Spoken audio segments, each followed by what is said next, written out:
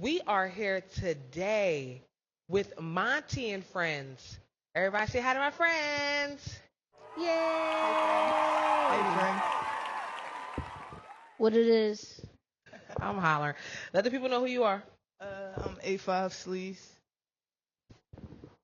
I'm Teller E, aka Vonnie, aka Hood Wad, whatever you want to go by. Let's jump right into it. We are in the fourth quarter of the year. Name three goals that you have before 2025. Uh, I'm actually working on some samples right now, so I want to make sure those drop honestly by the end of the month. Hold me to it. You know I will. Um, I have some career goals Ooh, so as good. far as some opportunities that I want my kids to be able to have. That's another one. And my third goal, I can't say too much about the third job. If you wanted to, you should have put a ring on it.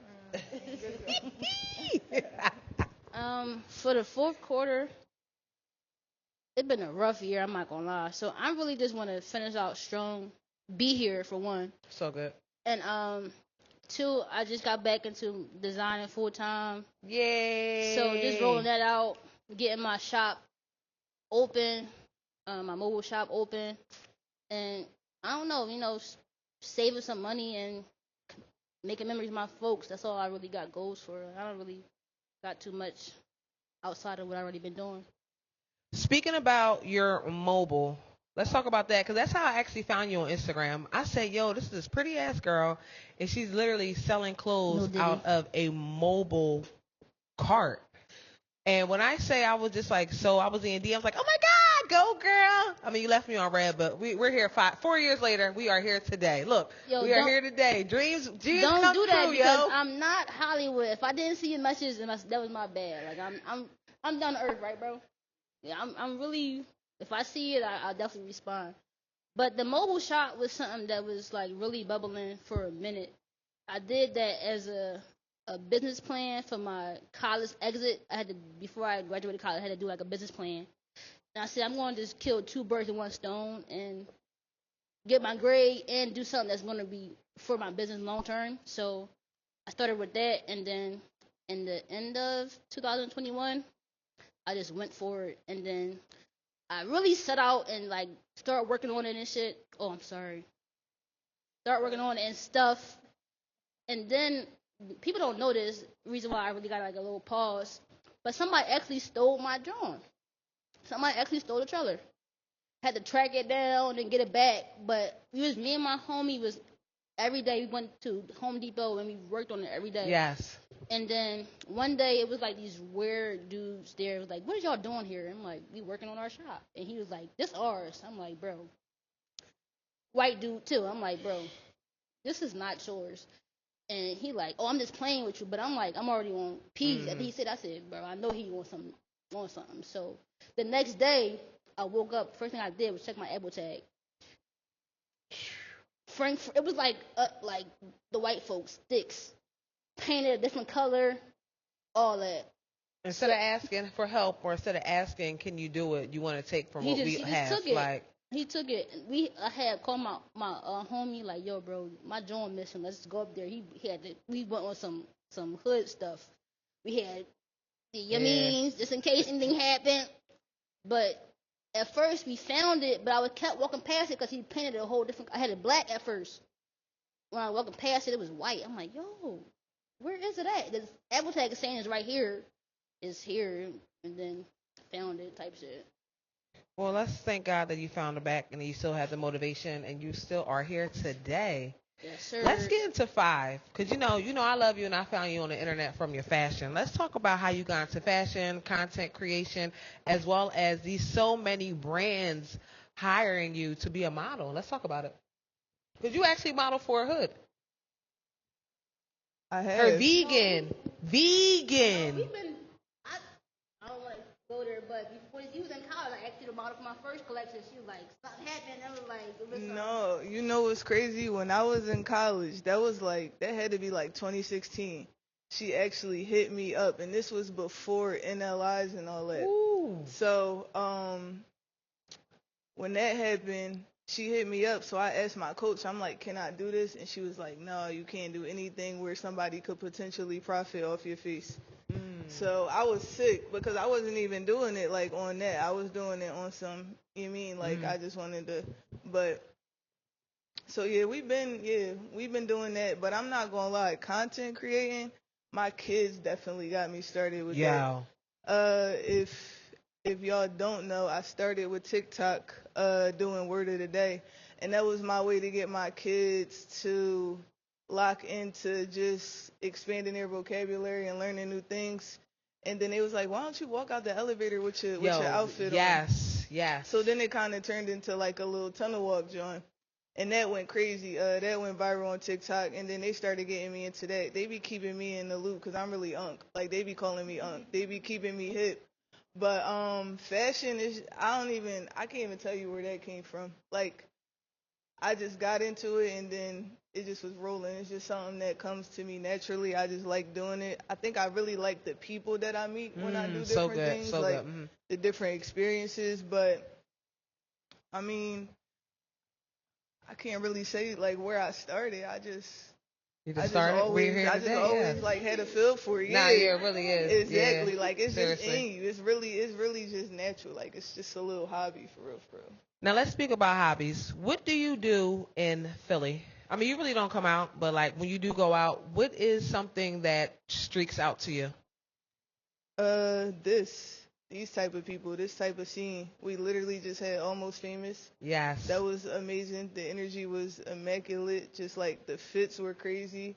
So like that, like being around people who aren't afraid to show love. Like nobody likes to show love, give acknowledgement anymore. Everybody think it's y'all know what everybody call it. The kids now they call it what they call it. Yes. But everybody always thinks it's a bad thing to show love. Like I like being surrounded by people who aren't afraid to compliment you, aren't afraid to be like, oh yeah, like that's hot. Like can we please talk about that? You mean, you know what I'm saying? Where did that come from though? Like where did that come from? Not complimenting, not wanting to be around positivity and everything that's being so negative. Where do you think that came from with our generation? Crab in the barrel mentality. Woo! Let's talk about it. I would say I think social media got to play a part in that. Because, like, at the beginning of social media, when you really was in it, like, people gave you your flowers. Yes. It was like people would want to follow you. They wouldn't be weird. They wanted to really let you know that I'm tapped in with you. I think the disconnect happened, like, when it started being a cool thing to do social media. But before it started being, like, something that you wanted to really just being yourself, and it became, like, a job or, like, a social status. So good. It got weird because like even me and you just talk about it. How do we got 3,000 followers? We used to be way beyond that, but people be in our views and don't follow. Like why? I need to know why. I need to know why because my thing is we work so hard and it's just like you really have to have that to know that it's not a numbers game. Is more about the engagement. But it's like if you don't have that, you just be like, yo, why the fuck? Like, why is all this hard work I'm doing nobody seeing it? Let's talk about the algorithm. Let's talk about Instagram. Are you really influenced from Instagram? Do you have to take a break from Instagram? Is Instagram really that deep to you? Please, let's talk about it. I take frequent breaks from Instagram. That's why I asked that. Sometimes it just gets a little overwhelming. Honestly, for me, it gets overwhelming seeing the same things. It kind of messes with my creativity a little bit, and I try to explain this to my kids a lot. You don't even notice, like, how much you subconsciously take in this information, like, from the internet and these videos, and, like, how much your brain just gets wired to it. And sometimes I just see too much. It gets to be too much. So I take frequent breaks from social media, and that's something that I actually just started doing within the past couple of years. And I honestly advise everybody to do it because, like Vonnie said, you get too wrapped up in what everybody else got going on, how you gonna keep up with this, then what the next person's doing, and that's when people start not showing love because they afraid that somebody gonna get past them or somebody gonna hit a goal before they hit a goal, and that's why you just got people sitting in the views watching. like literally just watching. So For me, I think social media honestly hurt people like us. Mm-hmm. That's like a natural, like it come natural to us. Where as social media tell you what to do now. Yes. They tell you what's fly, who to hang out with, who to listen to. Natural, like before, you would find your people based off what y'all had in common.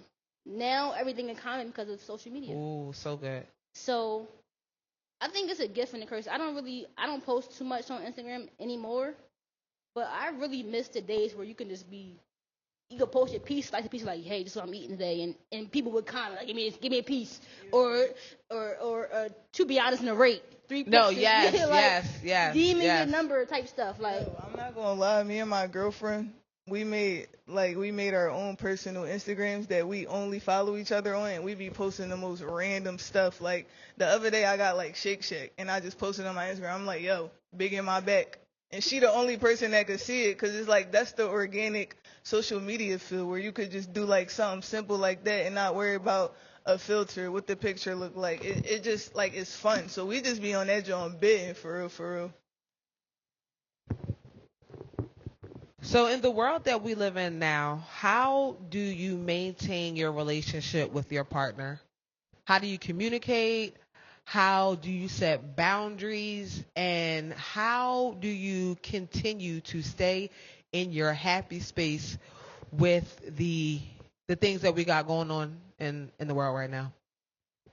You want me to go first? Yeah, shout out to you. Or can you re-ask that question? Because it was like a 5-part question. You already know. In the world that we living in now, and with your partner, how do you keep the communication? How are you keeping up with the boundaries of what y'all have together? And how are you keeping it up together within the world that we live in today? Not trying to keep up with the Joneses, not trying to, keep her out of what you got going on your creative side, not coming home, taking what you got home from work and bringing it on her. How are you staying in a healthy relationship this time? Truthfully, I'm going to, communication wise, I gotta give it to my girlfriend. Like, she really encouraged me having an open conversation. So good. I'm a Taurus, so I'm really nonchalant. I really like fall into that a lot, where I just don't say nothing. I just be like, I'm gonna deal with it. But she really encouraged me to be like, listen, hey, what is it that I can do? What is it that we're not doing? And I'd be like, okay. Once I see that from you, then it would be like a disservice for myself and you not to meet you there. So her encouraging that is really helped me with communication. And then, like I said, just being I don't know, I just think being level headed, knowing that this is what's real and what's not. Like so good. When we go home, that's where it's really real. Yes. The social media or whatever, we don't even post each other on social media. My girlfriend probably got one picture posted up, and we don't even comment. I might like or whatever, but we don't really do too much, because I think I'm coming from a background where I did have a real public relationship and shit, and stuff, and like they almost like that was my image. Like where is this person? I'm like, so good. Outside of that, I'm a person outside of that. So I just wanted to, my next go around with a relationship, I wanted to go out and make sure that we had our own identities. So good. And make sure that our identities match each other. I think if you being around me and my girlfriend, like, we really are best friends. Like, she get it. Like, she really get it. It's not no image shit. It's not no nothing image. It's like really like strong bond. It's a strong foundation. So good. Like, so good. She always say, like, you're my best friend, and I gotta give it to her, because like there's nobody else that when I'm going through the best or the worst stuff I don't want to talk to about it besides her. So I think the foundation is what keep us grounded. Like, and then we old. My frontal lobe is developed, so I'm almost 30. So I'm not outside doing extra cool nothing, because I've been outside for a minute now. So I just want to do me and do us and do it together type stuff. Okay. Speaking about that, how do you feel living in society like in girls right now? Because this is like a cruel world. I ain't going to hold you. It's like you got to have an image. Like, everybody knows I love God, but then it's just like, when, it's just like, oh, well, how do you love God and how do you love girls? Like, well, we're not gonna cut A sleeves off. We're gonna let her talk about her girl. Yeah, let's go. Then we go. Let's everybody wait to her girlfriend. Come back to the girl. Yeah, then we definitely got to come back to that because sometimes I ain't gonna lie because I be like, I love who I am, but in something like society be trying to make me feel bad for loving God and loving women. But go ahead. All right, what we talking about first? We're gonna talk about wifey. Then we're gonna talk about wifey. The five. I know. All right, I'm gonna get to Reharmony, that quick because I'm not gonna lie. Bonnie really hit the nail on the head with a lot of it. I feel like for me and her, communication is just the biggest thing. Like we talk about everything, and we're both Leos, literally 6 days apart. I don't know how it works, but like we really locked in. Like that's. Like when I say twin, that's really twin. We do a lot of the things the same, but we also do a lot of things differently. But we understand that we do things differently. So I think just coming to that understanding that like you aren't going to react to things the same way. You aren't going to handle things the same way. We learned that through trial and error for sure. So good. Not a lot of error, but it's just like we just meshed. And I think it helps that we actually both work in mental health. So as far as setting boundaries, we're really heavy on our boundaries. Like, although we're very both like strong-headed people, we do not like let each other step over each other's boundaries. So good. We make sure we have our own personal time, going out with our friends on our own. We do what we do together, but then we make sure, everything is handled. Like, if she got something to handle, she's doing it. Like, if I got something to do, I'm doing it. We're not, like, letting stuff come in the way of life. We still have a life, like Bonnie said, outside of each other. But then when we come back and we do things together, it's just, like, chef's kiss. Like, that's my girl. Just, like, everything we do together, we just really enjoy each other's time. We just have, like, the utmost respect for each other. So I just feel like we just really mesh really well. Let's talk about the other question though. How do we feel? Because none of us have rainbows on our thing. None of us. Let's talk So the question was, we're not in the closet though. The question was, how do we exist in the world being lesbian, LGBT presenting? Yes. Okay. I love that. Go ahead. That was good. I'm playing with you. Honestly, most of my life I've been gay. I came out. I don't even want to give her a shout out. But I came out to my best friend at like 12, and I went to placement directly after. So it was nothing besides girls in placement. So now we just like, oh shit. Yeah, now it's a free for all. Now I told you what I want. Now I see what I want. Let's get it. It was having freak offs. A free like no Diddy. We're not on no Diddy nothing. I'm telling you. But this in a world where it's not okay to be, not even okay, but like it makes you ostracized. I think knowing yourself is a step, and luckily I was able to really be confident at a young age enough to be like, listen, this is what I want, and either you accept it or not. My mom, she had her whole little thing, but that was her little thingy thing. I let her have it. That was what she wanted to do. If that's what you want to do with me doing what I want to do, go ahead, you do you. But I think, in this world, I think people like us just need it. We needed to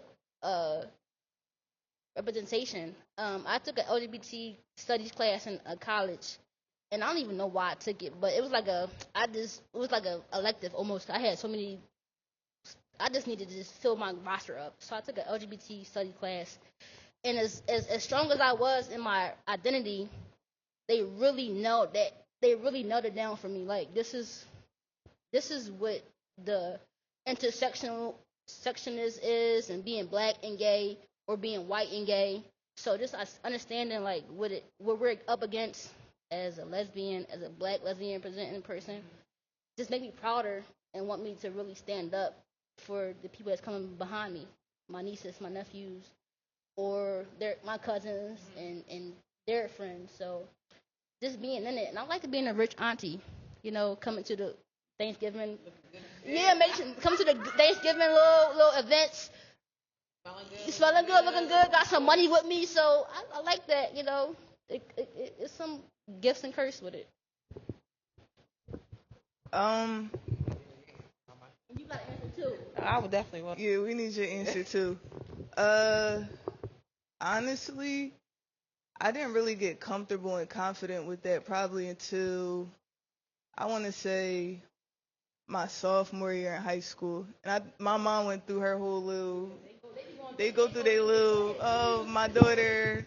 Yeah, why are you wearing this and doing that? And so that I feel like that was the biggest obstacle for me. I feel like aside from honestly, like my mom, like I ain't never really cared about what nobody else really thought. Like I was just doing me. Besides that, the rest of my family, they've always been super supportive. My mom's super supportive now. Like once we got through that at that young age, like we've been locked in ever since. But besides that, I feel like I just always been me, and I agree. Like just that representation is needed.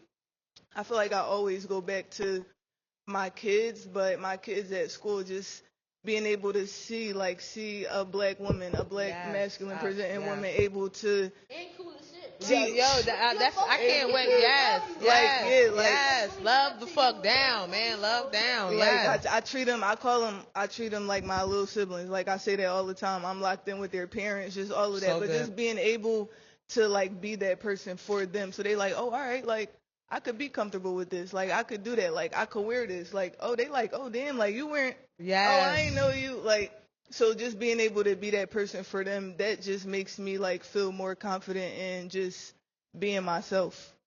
Yeah, I'll piggyback off the being myself more so because like I was just more scared because y'all know my mom died at a young age. So I wasn't even to be like, hey mom, yay! Like I wasn't even. I was stripped from that. More so my grandmom. You know, grandmoms. I just took it to the chin. I was just like, yeah, I like boys. But then it just like with my brother, I was so scared. But I was like, fuck it. Like I'm too old to be saying I got a boyfriend and.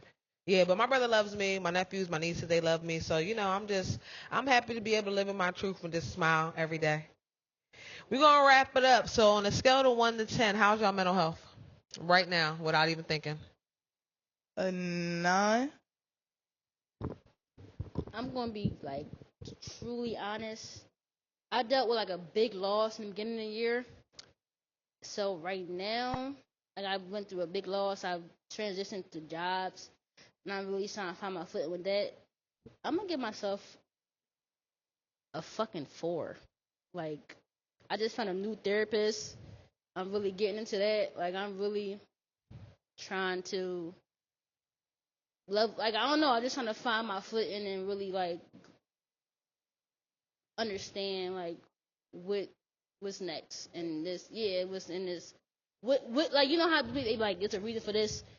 Right now, I'm trying to figure out what the reason is, and I'm hoping like therapy will help me understand that next So, step. so being at a 4, what can we do to fill your cup up? You and your family. I'm like a 4. I think well, I say a 4 is because like it's stuff that it's a really like a me thing. Like my people, So good. like my folks and y'all know I've been going through with my folks, my family stuff. So everything is me. It's really just me sitting down and really just honing in on what's next and like dissecting what the cost and effect is. So good. And that's what it is. I don't want to be like, hey, I'm a 8, because I might look like an 8, but when I go in the room, I'm like, damn, what the fuck is going on today? This is real, y'all. Like, mental health is real. We may smile and shit, but in the inside, that shit be hurting, yo. That shit be hurting. Like, right now, I can say I'm at a 10 because my love tank is full because I want my family. But inside, y'all know, in September, I'm feeling like I'm at a 1. Like, at any moment, I'll Keisha somebody. No, I'm just saying. I'm not gonna say a 4 because I probably like this motherfucker is suicidal. I'm not suicidal. I'm not gonna go off the bridge. We're not saying like, 4. We talking. I'm gonna go like I'll probably go like a 6. Like okay. A 6 where I definitely need to do some self-reflecting. So I need some So help. good. And not even like self-help, but like some really professional help. I'm a sibling. I have 9 siblings, so like that childhood trauma be building up. So you know, yeah. and it's only so much you can run from. So Damn, y'all, it's getting good, but we gotta stop it. But I got a surprise for y'all. Stay tuned. I'm doing one-on-ones with my sisters. One-on-ones. We getting 10 minutes of intimate, exclusive Yo, Monty, don't draw, interviews, please. yo. No Diddy. Tell them your Instagram. Well, everybody probably follow y'all already, but what's your Instagram? A5.sleaze. Hello. They don't follow us already. They might just be watching us already. Like, my name is Teller.E with 2 underscores. Don't forget the underscores. Shout out to Immortal Vision Studio. Not location 1, but location who? 2. And of course, shout out to our videographer. Who? Simply Business. Simply Business. I was gonna say Lil Hot. 7. Look a little high. You know he got to come I'm behind sorry. the camera. Lil Hottie. We got Simply Wifey. Business, Everybody Lil shout out to Hot. Wifey. She's in the audience. Shout out to Wife. Shout out to Kayla. Everybody shout out Kayla loves Kayla. Yay. Kayla loves Kayla. And it's a wrap.